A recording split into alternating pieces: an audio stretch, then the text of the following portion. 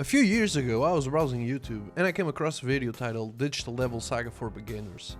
I didn't remember much about it then, but what I did remember was the game's premise, a world where humans need to devour each other in order to survive, the gritty and atmospheric aesthetic, these alien-looking things, and the beautiful cover art. All of this made the game always stick in the back of my mind. Years after that, I've come to learn about Atlus, a game development and publishing company that makes, amongst other games, the Megami Tensei franchise, shortened to Megaten. They're cool Western-based JRPGs, known for their difficulty compared to their contemporaries, and I do like myself some hard games. We have the mainline Shin Megami Tensei games, from which I've played Nocturne and 5, and also a bunch of spin-off games, like Persona, which ended up growing into its own thing, but hey, still a Megaten game. And talking about Megaten spin-off games, look who's there! It's that game I remembered from years ago. I had no idea what a Megami Tensei game even was when I first saw that video, but now I knew that this game was gonna be something good. Digital Devil Saga was developed 22 years ago, the same time as Nocturne, so it was made in the same engine. It has a similar combat system, even the encounter rate is the same. So if you like Nocturne, you owe it to yourself to play Digital Devil Saga, man. But the differences the games do make is what makes Digital Devil Saga really stand out. The designers made choices that make you feel what the characters are feeling. The gameplay mechanics enhance the story. That's ludonarrative harmony, my favorite thing in game design. The game was also designed to be easier and more accessible to new players. So we'll see that the designers put a lot of thought on not making this an experience as punishing as Nocturne. So yeah, this game's a masterpiece and I'm here to show you why. Its director is Katsura Ashino, the legend behind all these games, and the composer is Shoji Meguro, who's just a god of music who's brought banger after banger for the series. You probably heard some of his bangers before, like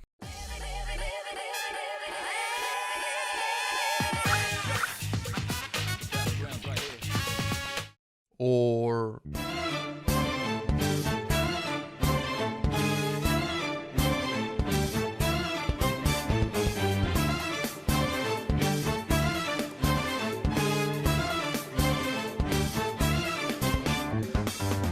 this time though, unlike the Personas that got the catchy J-pop songs, and the mainline games who have hard rock and electronic songs, Meguro created a soundtrack that fits the game's tone, atmosphere, and inspirations to a T, creating a super immersive experience. And talking about soundtracks here, take a look at the game's opening. Rend, slaughter, devour your enemies. There is no other way to survive. You cannot escape your hunger, warriors of purgatory. Awesome, isn't it? Not gonna lie, the first time I saw this opening I got jump scared as fuck. It's a nice way to set the mood, and the imagery is also great. Now, in the versions outside of Japan, they use the banger Liquid Drum and Bass song for the opening, because the rest of the world is uncultured and dumb and we only like cool things. I can't show it here because of copyright, but do go take a listen to it. It's crazy good. Now, back to the intro. The original Japanese opening, Pray, is crucial to the game's story, but we'll talk more about that later. For now, I want to focus on what was said at the beginning, the warriors of purgatory, who have to fight their enemies in order to survive. That's pretty much one of the game's main messages. We, as people, sometimes need to trample others in order to go up in life. The game will focus on this a lot, and will tackle this message in very interesting ways. Now, jumping into the menu, there's a few things I've been wanting to talk about, namely the logo. It has an hexagonal motif that will show up throughout the game. We will talk about that later, but more importantly now, take a look at this. I didn't even notice it at first, but this image here symbolizes so much. The fetal position is when we are at our most vulnerable. So vulnerable in fact that we need someone else to protect us entirely. And this girl is literally nailed in, completely sealed off, and thus vulnerable forever. It's just a small detail, but it says so much about this game's story already, and we haven't even started yet. I love it! Now, to start the game properly, watch this.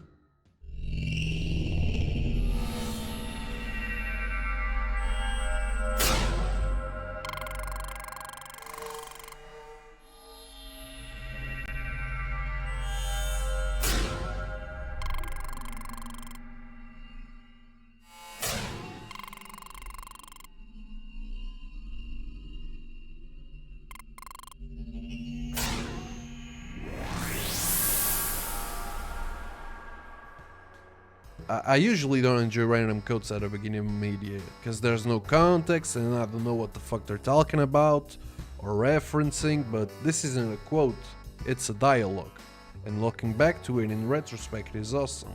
We'll get to it in a bit. Also, notice the use of the fonts. It's very important.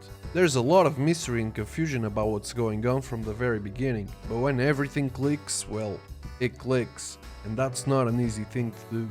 We then have this amazing shot that shows not only the awesome setting but our main squad ready for battle, with a prominent weird looking egg-shaped thing in the middle of everything.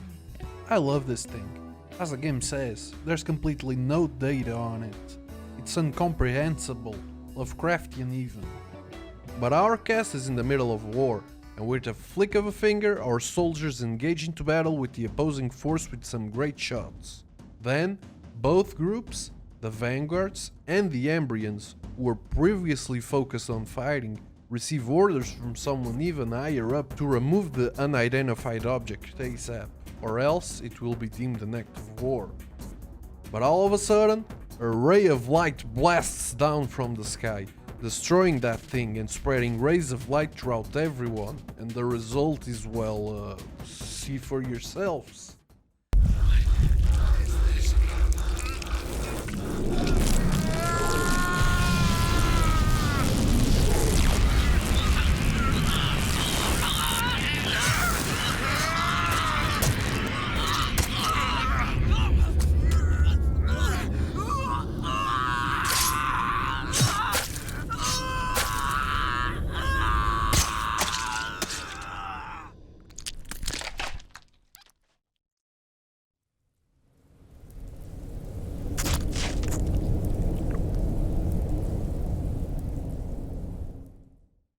Now, the first few lines already make some sense, right? The fury of the demons was unleashed by whoever shot that bolt of lightning. As to the lines Omni Padme Hum, or Pearl of the Holy Lotus, it's because this game is heavily inspired in Buddhism, but even researching it I couldn't make much sense of it. I think a professional on Indian religion analyzing this game would get some pretty good insights that have not yet been found to this day. If anybody has any insights on how this ties into the game's messages, please do leave a comment below. After all that carnage, we'd cut to clear blue skies.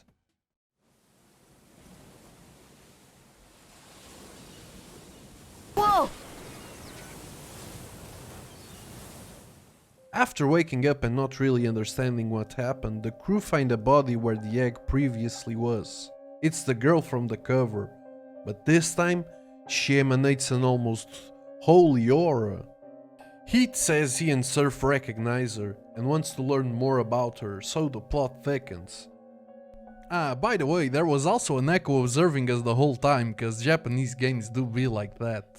We're now back at the Embryon's base with our main cast: Surf, Heat, Gale, Argila, and Cielo. The mysterious girl is sleeping, and our crew is trying to figure out what happened to her and what to do next. Everyone except Gale feels like they know her. Meanwhile, he is more focused on understanding the situation they are in right now. Why did everybody get strange marks on their bodies? If you talk to Gale, he will mention that our only goal is to reach Nirvana. Nirvana is seen as the ultimate goal of Buddhism, so why are all these different tribes fighting each other trying to reach it? What lies there? Again, the plot thickens and the mysteries just keep piling on. Meanwhile, Heat decides to go to the Vanguard's territory, the ones who we were fighting before, to see if they know something about what happened. So he decides to go there, along with Argila. This will be our main party for now. When exiting the control room, there's two doors. One of them has the girl sleeping, and the other one has what an Embryon member describes as strange things that appeared after the lightning. In gameplay terms, it's just a pickable item, but I like it that they put it right here at the beginning. It teaches the player really early on that exploration is rewardable. Just next to this, we will also have tutorial NPCs to teach us about the vendor and save system, called Karma Terminals. From what little I know from Wikipedia, karma is a concept of action, work or deed, and its effects or consequences. So I guess it makes sense that the Karma Terminals is where we save our actions. Anyways, it's a good way to keep everyone informed, especially people who are not accustomed to this type of game. The vendor and the karma terminals also have very nice cutscenes when you first enter them. I don't think they're really necessary, but it's a nice touch, and maybe it was made to show the players just how important these things are for our adventure. One of the NPCs even tells us they're essential to reach Nirvana. After leaving this place, we enter proper the Embrian's territory, called Muladhara. And I love this place, not only for the music and aesthetics, but also for the way it's designed. First off, we see an item that seems to be unreachable now. This makes the player not only want to search every nook and cranny to try to get it, but it's also a way to tell that there's more to this base to discover later on. You can't really access it right now. Immediately to the left you have a room with many useful items to aid you on your journey, and a strange blue wall that's inaccessible. This is something that JRPGs have been doing for a long time. It's like the red doors from Dragon Quest. You see something distinct that sits in the back of your mind throughout your playthrough, and when you gain access to it later down the line, you have an eureka moment that makes you dash back to see what's behind the door. And then you also have a lot of NPCs that give information about the world, the plot, and gameplay tips. One says that everyone is acting strange after that light, and another notes that no one ever saw someone with the same hair color as the sleeping girl, which only reinforces how alien she is to all of this. The girl also gives us some tips on how to use items in battle. Again, very good tutorialization by the part of the devs. And a useful NPC teaches us about key terms of this world, named the Junkyard. Now, I absolutely adore this setting. The grey skies, the perpetual rain, the Eastern architecture, designs and inspirations. Even the concept of it is crazy. It's almost like a battle royale. The tribes of the Junkyard are all fighting each other in order to reach the middle and ascend to Nirvana. Kinda poetic though that everyone wants to reach Nirvana, but no one knows what the fuck Nirvana even is. An NPC tells us later that there's no information at all on it, but that it's believed to be a paradise. Before going off to the Vanguard's base, a man warns us that they are stronger than us, but another girl says that they went into hiding, so why is that? And with that, we go for the Vanguard's base. But first, it seems you can take a quick trip into the place where everything happened, Ground Zero. Immediately after arriving, we receive a message saying the party is growing weak from hunger. Why would that be the case, I wonder? Here at Ground Zero we have even more useful information. For example, a girl tells you you can exploit enemy weaknesses before the tutorial does. We then reach the Vanguard's territory, Svadhisthana, and Ergila notes that there are no guards to be found, and Heat mentions that he can smell fear in the air. We then proceed to the first dungeon of the game, the Vanguard's base. These dungeons are where most combat and exploration takes place.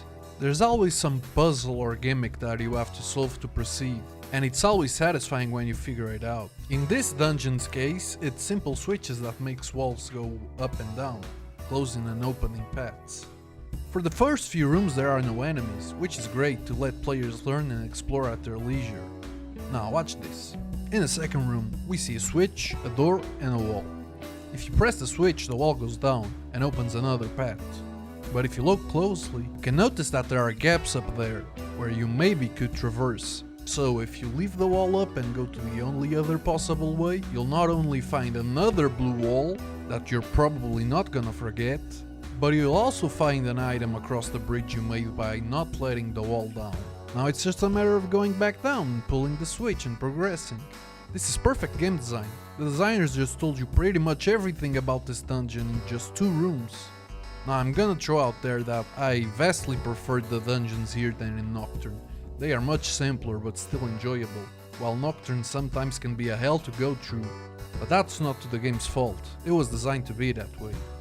After exploring some more and getting some more items that will help us in battle, we reach a door that warns us that something's about to go down. The game says this before any big encounter. It's awesome because if you don't feel prepared for a big encounter, you can just go back. Now watch what happens when we open this door. Don't come any closer. No. Stay back. Don't eat me. Please.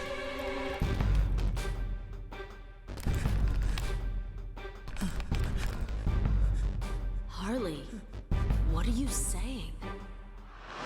You murdered them! them and ate them all. You all turned into monsters. And then you devoured all of my men. That light, that weird light, shot right through us. And then everyone started freaking the hell out. Don't!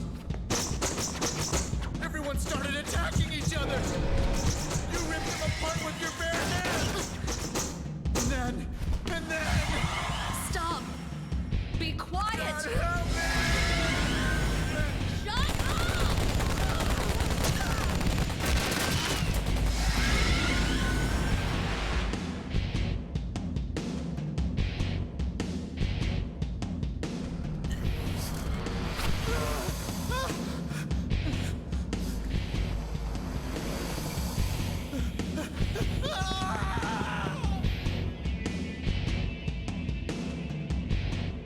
Couldn't have. No. Not me. I didn't do that. I didn't eat those people. I couldn't have. It wasn't me!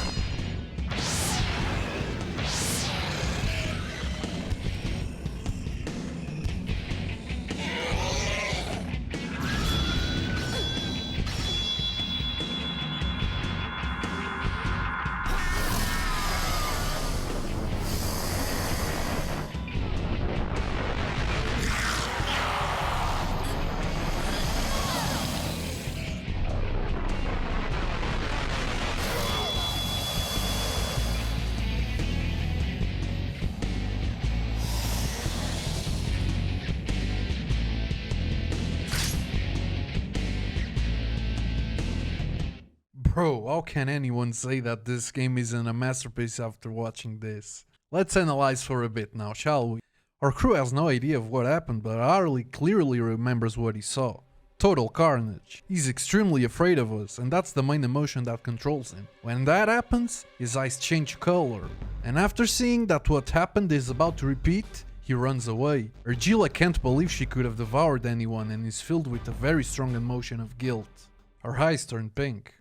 After that we get these cool ass transformation sequences. I mean, look at this guy's designs, they're freaking awesome. They were designed like this cause Kaneko Kazuma didn't want humans eating each other, and were therefore made drawn as demons with prominent mouths. And then we go into battle. This is just a simple tutorial fight to tell you that these icons represent your turns. And after our very first battle, Heat and Surf devour their enemies, which grant them extra health and Atma points. But Argilla doesn't, cause she refuses to eat. Little bit of ludonarrative harmony there again, because Argilla doesn't get any extra health or Atma points, cause she doesn't devour her enemies. Argilla is incredibly uncomfortable and agitated. She can't come to accept her new nature. Heat is the one who tells her that, and quote, "Circumstances are different now. If you refuse to eat, you will perish like them." Now let's just take a sec to talk about Heat, cause he's one of my favorite characters. The guy means business. He's the one who planned to come here to get answers, he's the one who smelled fear in the air, and he's the one who's most accepting of his new nature. I mean, come on, look at that smirk. After this encounter the dungeon begins properly. They even changed the song, and I love it. It's called The Hideout of the Chickens.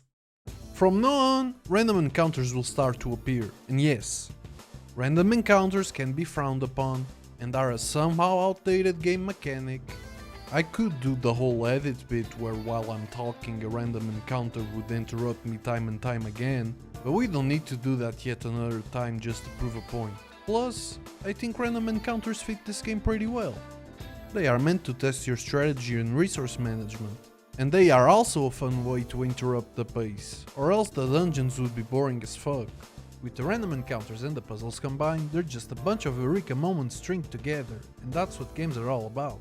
And since we were talking about combat, let's get on about the battle system proper now, as the game will only properly explain it later. In the Megaten games, instead of cute Pokemon or random monsters appearing in battle, here we have demons, angels and mythological creatures from various places of the world as our enemies. Each dungeon comes with its own assortment of demons. Your job in battle is to find a way to kill them as quickly and effectively as you can. You do this by exploiting weaknesses, which gives you extra turns to do even more damage. The fun of the game is trying to figure out how to best deal with each demon, and after you learn that, it's a blast to, well, blast them to bits. So, back to dungeoning. Right after leaving the door, there's these stairs right in front of you begging to be climbed. If you do and you go forward, you'll notice that there's no path ahead. Going back, you notice a door behind the stairs, and if you open it, you find two yummy treasures, but you can't reach them yet. Maybe they're behind the blue wall? If you go back and try to open the door, there will be another warning saying that there's something behind it.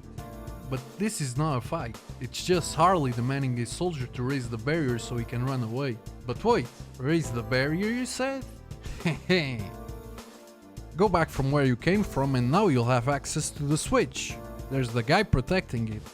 He says all he can think about is devouring and transforms into a chicken.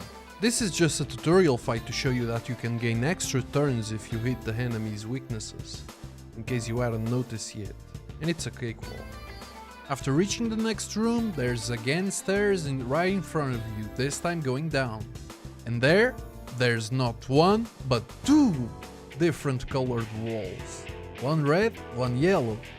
See how they make them unforgettable? Going the right way though will get you into another tutorial battle.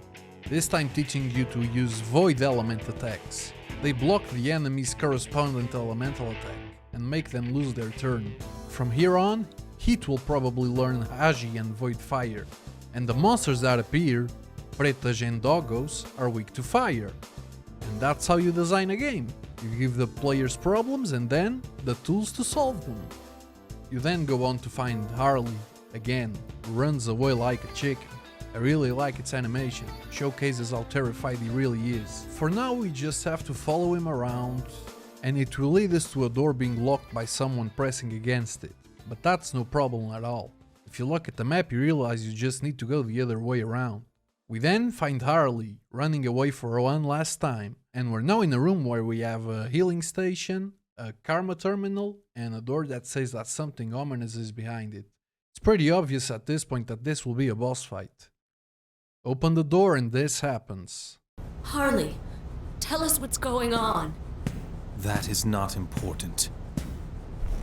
Who exactly is the girl? What girl? Please don't. I don't know anything. I'm telling you the truth. Why don't you know? We were the only ones on the battlefield. Now who is the girl? Where did she come from? Answer me, Harley. Why the hell can't I get that girl out of my mind? Please. I really don't know. So, when finally confronting Harley, the first thing one would think to do was question him about what happened to everyone and what's going on. But Heat goes straight to asking him about the girl. As he says, he can't get her out of his mind. It completely overflows him with emotion, and that's when his eyes turn red. Then Harley says something really important to reinforce the game's themes. I see now. There is one thing I finally understand.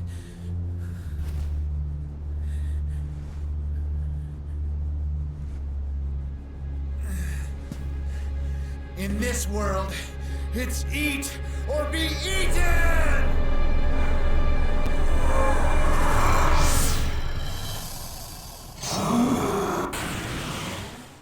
Now, here we are at our first proper boss fight, and it's a fairly easy one. Harley is weak to ice and immune to fire.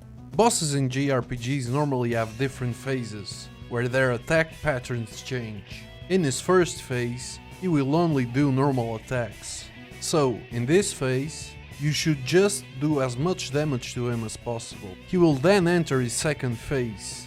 He uses a Void Ice attack to protect himself from Surf's attacks. But in his next turn, he's gonna use a very powerful fire attack that may catch players off guard. After that, you should heal your party, cause Surf is weak to fire. And with the extra turn he gained from hitting Surf, he will use Void Ice again. That's your cue that the fire attack is gonna come out again. So now that you know what he's up to, you just need to use Void Fire with Heat. And the fight is pretty much done from there. And that's pretty much it for now. Regilla is exhausted, cause she hasn't been eating at all. And the Vanguards now belong to the Embryons, cause that's the law of the junkyard. We decide to return to base so Regilla can heal up. Hello everybody, thank you for watching till here. I feel very humbled, thank you very much. This is just a sneak peek of what will become hopefully a good retrospective of Digital Devil Saga 2. I'm doing this just as a test kind of thing. Test the water, see, get some feedback, see if people liked it, see if people have any thoughts. I'm trying to maximize my chances of being a content creator here on YouTube because that's my dream. And to do that, I need to appease to the YouTube algorithm gods. And to do that, I'm planning to release 3 very big projects at the same time. So the DDS Duology Retrospective, a Xenoblade Chronicles Trilogy Retrospective, and an Ace Attorney Full Series Retrospective. And those are gonna take a while to edit. So the best way you could help me at this time would be to subscribe and hit the bell so when eventually the videos come out, they can get some views and some traction. That's the idea, at least. I'm not planning to release any more parts of this right now. That's not the plan, but I don't know. I could. But that's the general gist of it. The projects, I'm working on them. It's going smoothly, but it's a lot of work and it takes a lot of hours, so they won't be out for a while. So yeah. Thank you very much for watching. I hope you enjoyed it. And I'll see you in the future.